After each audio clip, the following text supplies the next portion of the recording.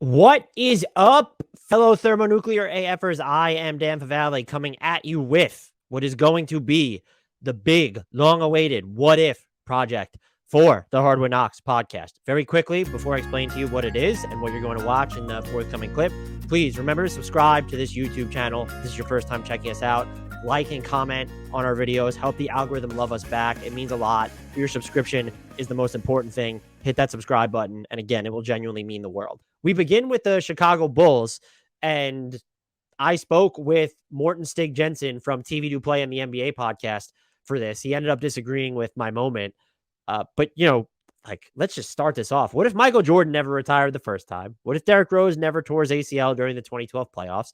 What if we were all spared from the three alphas era? What if the organization had mercifully moved on from the Gar Forman and John Paxson front office regime, unaffectionately known as Garpax, much sooner? Those were the flashbulb moments that first went off inside my mind hole when brainstorming for the Chicago Bulls. But Mort, he came up with something different. He disagreed. This is what he wrote to me. I'd like to go back to the 2017 NBA draft when the Bulls decided to trade Jimmy Butler after inexplicably pairing him with Rajon Rondo and an aging Dwayne Wade the season before. Because every time you set up your star player to fail, you've got to do it, right, Garpax? In the trade, Mort continued, the Bulls also inexplicably forked over the 16th pick in the draft to the Minnesota Timberwolves. Given that the former Bulls front office regime consisted of horrible negotiators, let's use our what if card on that and ask, what if the Bulls got the 2017 NBA draft right? Assuming they wouldn't have given up number 16, the Bulls, who would have then acquired Chris Dunn, Zach LaVine, and Minnesota's 7th overall pick for Butler, would have been armed with the 7th and 16th selections. Instead of going for Lauri Markkanen at number 7, the organization could have gone all in on Bam Adebayo, who would have given them a proper two-way big man instead of the one-dimensional Markkanen, who provided nothing but frustration to the Bulls fan base for 4 seasons. While the general public was surprised to see Adebayo's full game in the NBA compared to the limited version they saw at Kentucky, most scouts had seen him during practices and knew there was more to him. Proper scouting from the side of the Bulls could have unearthed that. And with the 16th pick, the Bulls could have swung a trade with Denver, who dealt the 13th pick to Utah for Trey Lyles and the 24th selection. Relinquishing the 16th pick in that trade, as well as Denzel Valentine, who still had hope in 2017, for anyone who was wondering, would have been a far more attractive package and allowed the Bulls to pick Donovan Mitchell for themselves. If Denver wanted Bobby Portis and Nikola Mirotic instead, so be it. If you're keeping score at home, the what if Bulls now have a new core of LaVine, Adebayo, and Mitchell. This intrigues me. Jensen also noted that Mort also noted that the Bulls cash consideration to their way out of the number 38 pick in this draft, a selection that could have technically been used on Dylan Brooks, Isaiah Hartenstein, Monte Morris, or even Thomas Bryant. My issue here is this is a complicated set of transactions that no team probably hits on in full. It's also a worthwhile vortex to journey down, knowing the Bulls extracted plenty of championship equity from MJ, and that pre-injury D Rose always would have ran into the Big Three era Heat. It sort of makes the idea that they got this 2017 draft wrong hits that much harder. What would be your biggest what if for the Bulls? Let me know. We move on to the Cleveland Cavaliers, though. Thinking about the sheer number of what if moments for the Cleveland Cavaliers since LeBron James entered the league can get overwhelming. What if he never left the first time? What if he never came back? What if the Golden State Warriors never added Kevin Durant in 2016? How many titles would LeBron's second go round in Cleveland feature? Would Kyrie Irving never request a trade? Would LeBron never be incentivized to join the Los Angeles Lakers? My head hurts. Justin Rowan of the Chase Down podcast felt a similar way when I posed this exact question to him. Here's what he wrote. This is a ridiculously tough one, as there are so many what-ifs, right down to if the Cavs trade for LaMarcus Aldridge instead of Kevin Love in 2014. Do the Warriors get to execute their plan A and trade some combination of Harrison Barnes, Draymond Green, and Klay Thompson for Love? In the end, though, Rowan settles on the mega what-if that is the 2015 finals, when Kyrie suffered a fractured left kneecap after Love was already sidelined with a shoulder injury, and the Cavs fell to the not-yet dynastic Warriors. So many of the issues between Kyrie and LeBron blossomed from that moment, Rowan wrote, with LeBron questioning whether Kyrie was hurt throughout the playoffs and feeling like he'd play through it. A lot of the reporting, even at the time, suggested that when Kyrie went down, it created a significant fissure in the relationship. There's the immediate question of whether they would win in 2015 if Kyrie was healthy, but the long-term implications are fascinating as well. I agree with Rowan. This feels like the right call, though I still can't shake the KD element of everything. How many titles do the Cavs win if he doesn't go to Golden State? His 2016 free agency decision, made possible by an unprecedented salary cap spike, didn't directly involve the Cavs, but it sure as hell impacted them more than any other title contender at the time.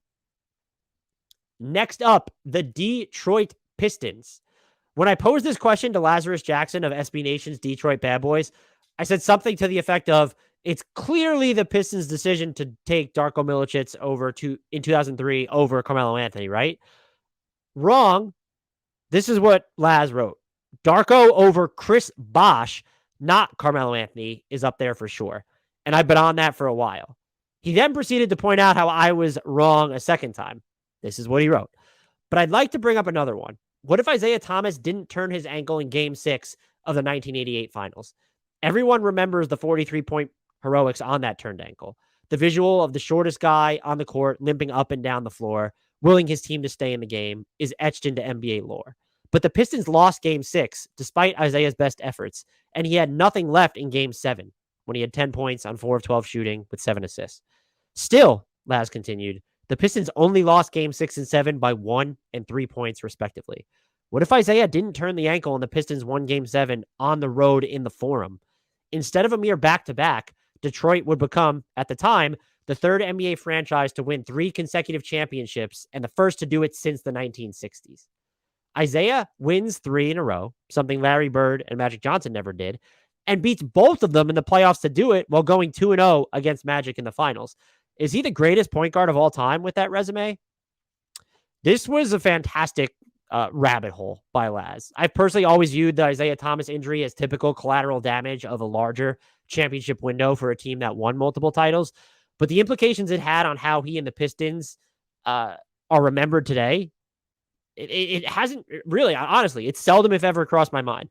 The greatest point guard debate in particular probably sounds extremely different.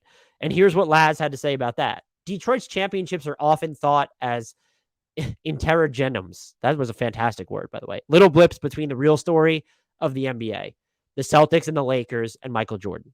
The 2004 Pistons are still the asterisk champions. Everyone remembers those finals as one the Lakers lost, as if they didn't get their asses whooped for the entirety of that series. A three-peat in Detroit during the NBA's ascension into the global entity it is today would squarely etch the Pistons into NBA lore in a way I think more accurately represents just how good this team was.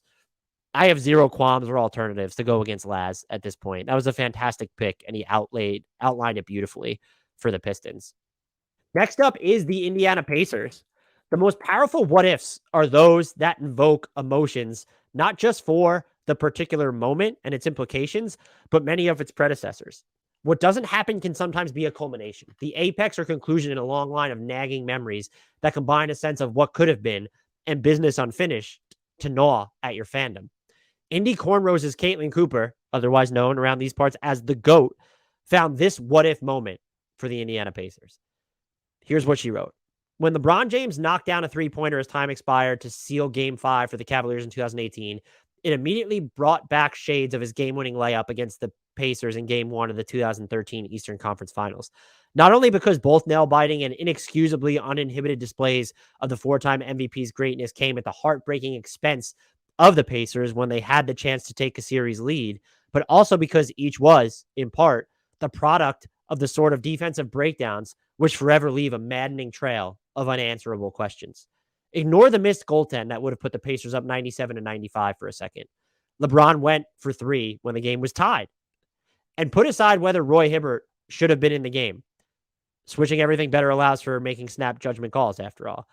Just as Thaddeus Young got snagged on a screen, Caitlin continued, allowing LeBron to shoot more comfortably moving to his left, Paul George made an awful error in overplaying the generational talent, giving him the lane to the basket. Meanwhile, Sam Young lacked the court awareness to slide over quickly enough to take a charge. And Nate McMillan held on to a timeout and a foul to give, with Bojan Bogdanovic loosely contesting the inbounds pass rather than doubling LeBron when Thad already had 5 fouls. In both cases, Caitlin finishes, with the sequel being a bad remake of the original, the Pacers are left to wonder whether they beat themselves or cemented their status as tough outs against all-time greats. They lasted 7 games against Jordan's Bulls, won 3 straight only to drop game 6 of the NBA Finals against the Kobe Shaq Lakers, and lost on a crucial end-of-game possession by a once-in-a-lifetime player. I also think you can make cases for Malice at the Palace to appear here, but aside from that being over-discussed, it doesn't typify the Pacers' run as generational irritants in the Eastern Conference. The moment and moments that Caitlin outlined absolutely do. Up next, to wrap up the Central Division, we have the Milwaukee Bucks. Shout out to the Eurosteps, Ty Windish, for ensuring we didn't have any shared moments between two franchises. Spoiler alert, one of the Warriors' biggest what-ifs has to be keeping Steph Curry in the Andrew Bogut trade. I presumed something like, what if the Bucks had actually acquired Steph would be the choice for Windish and Milwaukee. It wasn't. And Ty went a route that I don't think was popular among the public, but I respect it and the way that he explained it. Here's what he wrote to me. What if Jabari Parker stayed healthy is my choice for the Bucks. Maybe just because I still feel bad for Jabari based on how his career has played out to this point. Given what Giannis Antetokounmpo blossomed into, there was no shot that Jabari would be the MJ to Giannis's Pippen, which is a pipe dream Bucks fans held in 2014.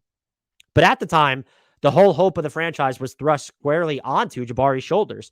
There was something truly special about a top prospect wanting to play in Milwaukee. The same magic that swirls around Giannis after he chose to stay. The city was starting to get excited about the Bucks for the first time in a long time when they got the second pick and used it on him. Jabari's rookie year started slow, with some positive signs he could be the alpha wing scorer he was billed as, until he tore his ACL. He got back in time for most of his sophomore season and continued to score well within the arc, but it wasn't until his third season when it seemed like he had overcome the injury entirely and was developing into a dominant talent, just as Giannis made his own leap into being an all-star. They both averaged 20-plus points that season, and Jabari finally started knocking down threes, going from around 25% in his first 2 seasons to 36.5% that year, while also adding an assist per game to his tally and scoring better than ever within the arc. Alongside Chris Middleton, Giannis and Jabari seemed poised to be the next big homegrown squad until disaster struck and Jabari tore the same ACL again. This is interesting to me. Imagining what the Bucks might look like now had Jabari never suffered a second or initial ACL tear almost feels impossible. Does he satisfy the requirements for a co-star, or do the Bucks inevitably move him for someone else? I still think either is a wild proposition for someone whom the Bucks eventually let walk for nothing. I still would have probably picked, though, what if Milwaukee had traded for Steph Curry in exchange for Andrew Bogut. I also might have gone with what if Kareem Abdul-Jabbar never left. But fantastic stuff from Ty. Hope you enjoyed the latest edition of NBA What Ifs. Until next time, remember to subscribe wherever you get your podcasts. And also remember forever that we must leave you with a shout out to the one, the only, the indelible Frank Ntilikina.